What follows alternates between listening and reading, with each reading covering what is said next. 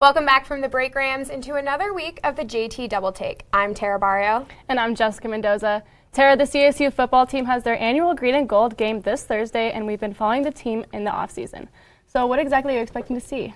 The weather is definitely going to play an effect in it. I mean, Hannah was saying we're supposed to pretty much be expecting a blizzard tomorrow. Yeah. So the team may be being moved into indoors, but you know, what's been a huge controversy for the CSU football team has been the quarterback situation. And now we have a transfer from Nebraska, Patrick O'Brien. So I'm excited to see not only who's going to start, but how it's going to work for the rest of the spring season and for the fall season. I mean, Colin Hill coming off an ACL injury, so it will be definitely interesting to see how that plays out. Yeah, absolutely. Colin Hill definitely has the upper hand here, but as you said, he is injured.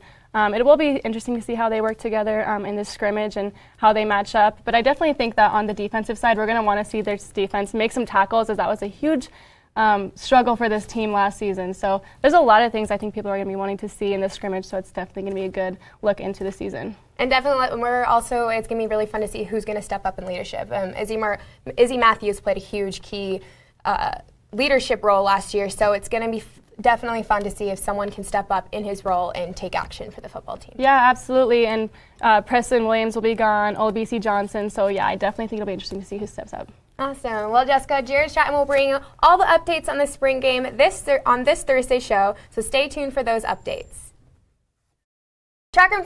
Looking at the track and field team based on performances from this past weekend, Colorado State senior Kelsey Bedard and Mary Beth Sant and sophomore Taryn Sig have all qualified for the NCAA Indoor Track and Field Championship Invitational in Birmingham, Alabama. Sig placed 12th place in the women's shot put with a mark of 53, which was the best of any CSU athlete in that event since 2005. Sant clocked a time at 7.42 in the women's 60-meter sprint to place 13th overall with her performances. Sant becomes CSU's first ever indoor All-American of any level of distinction in women's sprints. Each Mary Beth Sant and Taryn Sieg earned their first career All-American honors in the individual events. Senior Kelsey Bedard finished with a best effort of 65 to place in 13th overall. The Colorado native is now a two-time second All-American performer heading into her final outdoor season. This weekend, the three athletes will be heading down to Birmingham, Alabama for the championship invitational. Sant will compete the 6th seed in the women's 60-meter sprint, while Bedard ranks as the number 7 seed in the weight throw. And Zeke will be getting shot put, coming in as a number 11 seed. Tomorrow afternoon, the Colorado State men's basketball team will be taking on the Boise State Broncos for the third time this season. This game will be the Mountain West Men's Basketball Tournament opener, tipping off at noon in the Thomas & Mack Center in Las Vegas. Now these teams are currently split, each losing on their home court during the regular season. Chris Martin has proven to be a staple for CSU against Boise State, scoring 13 points in each of the matchups. And of course, first-team All-Mountain West center Nico Carvacho tallied 30 points and 31 rebounds in the two games combined. But the biggest threat to the Rams is the dangerous duo in Justinian Jessup and Alex Hobbs. The Rams' defense has struggled to contain Jessup, who scored his career-high 25 points in Boise. The Broncos are known to play at a fast pace and on offense and stick to zone defense, and they play it well. Another telling factor that we have seen so far this season shows that the team who is able to be consistent from three is likely to be the team on top at the final buzzer. In Boise State's loss, they could not execute behind the arc, only sinking 5 of 27 attempts. And in Fort Collins, when CSU lost, they only shot 7 of 25 from deep. Head coach Nico Medved is going to want to see his team keep it simple on offense, limit silly turnovers, and match Boise State's scoring to minimize its droughts and keep them from going on those big runs. Last season, Colorado State did get knocked out in the first round of the tournament to Utah State, and that same Utah State team also eliminated number 2 ranked Boise State in the very next round. However, this Rams team is ranked 2 spots higher this year, and they did hand Boise State their first loss to CSU in their home gym since 1991 earlier this season. By passing a large milestone like that, this team may be capable of more than some are expecting this week.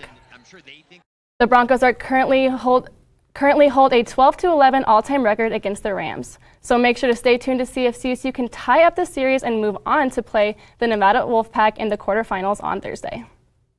Well, Jessica, it's that time of the week for this week's Disrupted Picks. this week we had a huge controversy submission about Antonio Brown being traded from the Steelers to the Raiders. So, Jessica, what's your take on it? Yeah, so first I want to thank Mamadou Balde for the submission today. We always really appreciate getting the submissions on social media. But so far this free agency period has been insane. In all sports so far this year, free agency has been crazy. But there was a lot of talk about Antonio Brown going to the Bills. He is now with the Raiders. And Terah, before we talk about how we feel about how he's going to fit in with the Raiders, how do you feel that Antonio Brown really handled this, free agency? I mean, I'm just going to kind of throw back when Richard Sherman got traded from the Seahawks to the 49ers and how he treated his team and how he practically dragged the Seahawks to the dirt as well on social media, and Antonio Brown did the same thing. And I get it, maybe Antonio Brown has his side of it, but I think personally, you don't drag your team, no matter what the circumstances are, through social media like that. And so I think that he handled this trade very poorly, and he thinks that this is a good decision for him, but I just think the way he handled the situation and made it so public for everyone to almost have an opinion about it is what really put him in the dirt, I believe. Yeah, and I can totally see that side. I definitely think there was better ways that he could handle this, but I can also say that we never really know what's going on in the team. With the Steelers, we never really know what's going on behind the scenes. It sounded like his relationship with Ben Roethlisberger was very poor. He had that kind of owner mentality, and Brown being one of the best receivers in the league, I can see why you wouldn't want to take that well. He wasn't getting as many reps and touches as he would have wanted and as much as he probably deserved, being such great talent. He's really a beast on that field, so I think he deserved better. That's why I'm going to go ahead and say I like this trade. I like that he's going to be with the Raiders. I think that he's going to work really well with Derek Carr.